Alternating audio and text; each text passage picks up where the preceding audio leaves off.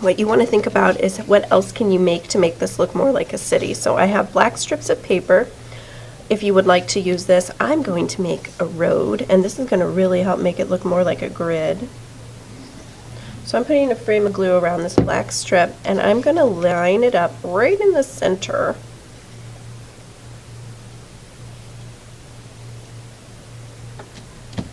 So I could just make one road. If I want to, I could do crisscross and make it look like an intersection. So I could do 2 roads. And I just went to the collage cart and I found some yellow paper, and I'm just going to cut this into the lines that I need for the road. And I'm just going to put lines of glue down and then lay the yellow piece down. I think that's going to be a little easier because these pieces are kind of small.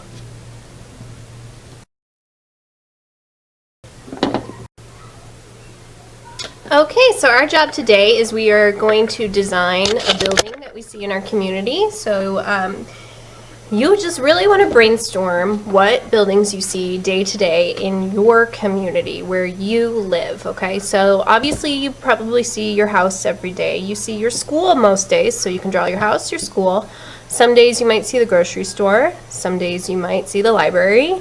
Some days you might see the movie theater or the mall. So you want to pick a building in your community, and I want you to draw it. Now, after you decide what you're going to draw, you need to decide what size of paper you should use. So I'm going to have different sizes available. We're not working big at all for this project. So I'm using a small sheet of paper because I'm going to draw just a house on this. But, for instance, this piece of paper, I wanted to draw a skyscraper, so I needed a longer piece of paper to show that, okay? So that would be like in downtown St. Louis, my community down there, if I wanted to do a skyscraper. But for this one, I'm just going to do my house. So you always want to start with a pencil and draw light till you got it right.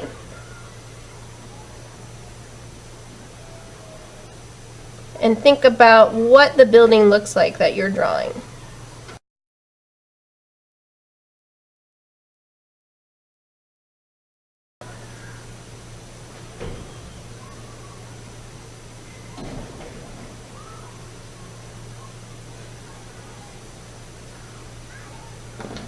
Okay, so after you draw your piece, we're going to outline it with a Sharpie. And I didn't put in all of my details with the pencil because I thought it might take a little too long. So what I'm doing now is I might go back and add a few more details just with my Sharpie because I trust myself with the Sharpie. If you don't trust yourself, then do it all with the pencil first. So for instance, I'm going to add some brick here on my chimney, and I didn't draw that with the pencil first because I knew I could just do this with my Sharpie.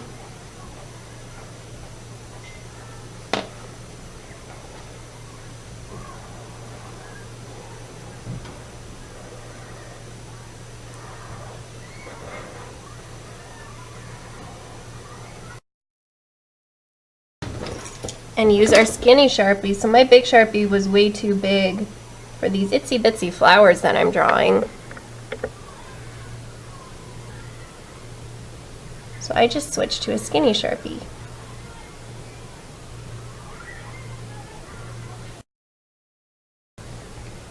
Okay, so here is 2 different kinds of buildings. So I have my house. That's what I see in my community. I see this every day because I live here. And I forgot, I also have a window here. So I'm really trying to think back to what my house actually looks like and put in those details. So there we go, now it's better.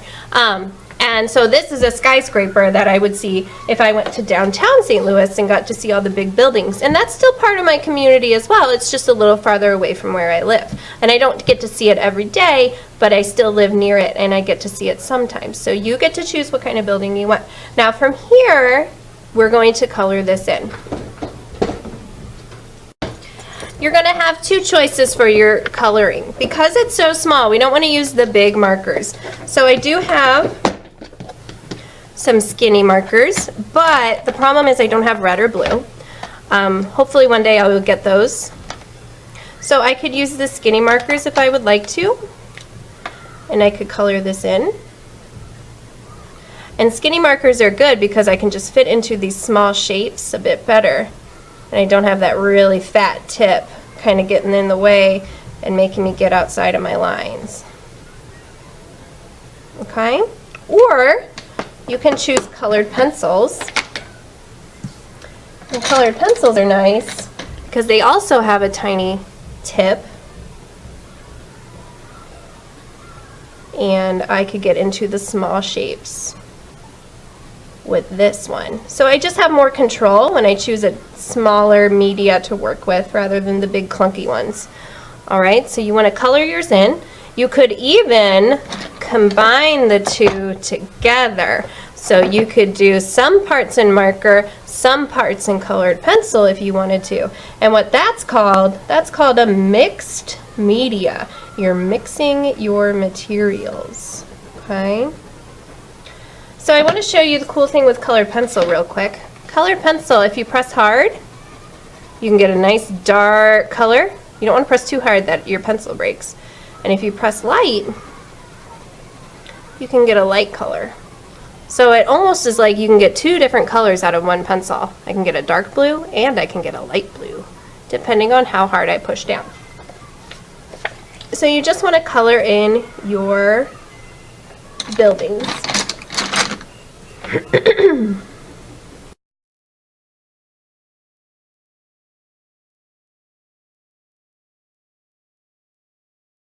So now that I'm done coloring, this one I just used all colored pencil, and this one I used colored pencil and gray skinny marker. So I did mixed media and then just regular. You want to cut these out. So you're going to have to be very, very careful because these buildings are pretty small.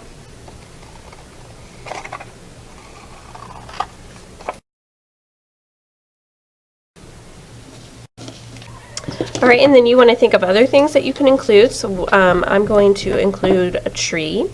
So I'm going to draw the trunk. Again, I just went to the collage card for this.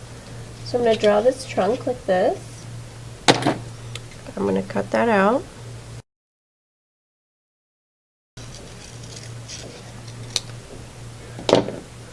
Okay, and I'm going to put a little glue on the bottom of my tree, and I'm going to put my trunk actually here, and this is going to be the back. This will be the front. Okay? So you want to keep all the little things that you're creating together. Okay, so once you have everything you want to make, you can start making it pop up. Other things that you can think about: making a car, making a bicycle, making mailboxes, making trash cans, whatever you want to make. So from here, now we need to make these buildings be able to become 3D. Right now they are 2D, that means they are flat. When they're 3D, that means they can stand up on themselves. Okay? So the way we're going to do that is we're going to just put a little tab on the back of it. So my house is small, so I can use actually a small kind of tab. So something just like this might work, and all I would do is fold it. So it becomes kind of like an L shape, and you're going to put glue right here, and that's going to stick to the back of your house and be able to stand up. Okay, so let's put some glue on and let's see if it works. So it's the L shape. I put the glue here. You don't want to put the glue on the bottom just yet, because then it'll just glue to your table and you don't want that. So you line it up. The glue is on this side.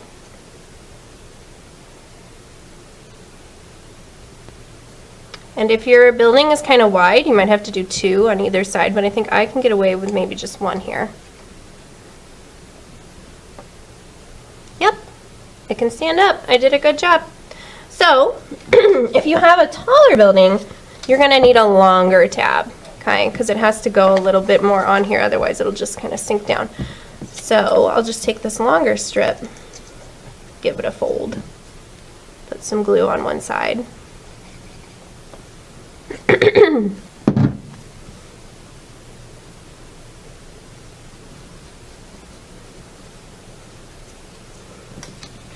And see if that works. Okay, so see, this isn't really working too well, so my tab has to be longer so I can get some new paper. And this is still wet, so I can just peel it off. Maybe this size will work. So it's kind of just trial and error. And we're just going to use scrap paper for this.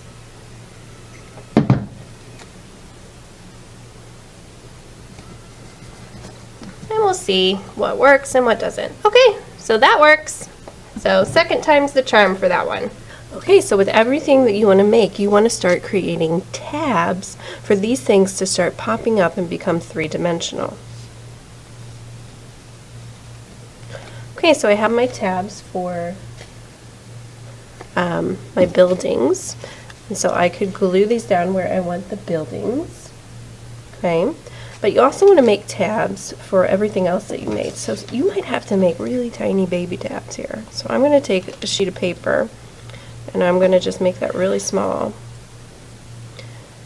So you have to cut them to the size of whatever it is you created. So this is pretty small, and I'm going to try to make it fit for this little tree here. And you want to hold it for quite a while, 20 to 30 seconds, get that glue to be sticky. Now my car is kind of a long, fat shape, so I'm going to use kind of a fatter tab.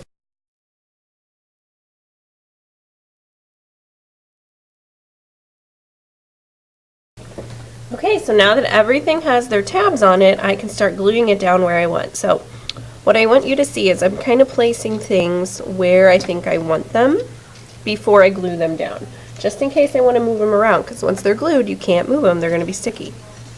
Alright, so I'm going to put glue on the bottom of this, and I'm going to stick it up here in this red grid. And again, you want to hold it 20-30 seconds. Make sure that glue gets nice and sticky. If you notice that it's not sticking up, then you might have to make another tab that's maybe a little longer or a little thicker. And that's fine. I'm just going to glue this right on the back.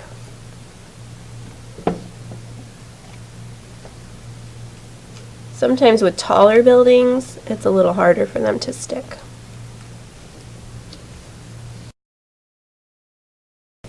Okay, so what I want you to notice is I've made a 3D map city that is built on a grid. Each grid has something in it, or each square of the grid has something in it to make it look nice and full, so it looks more like people actually live there and it's a real city. So this is how we make our three-dimensional map.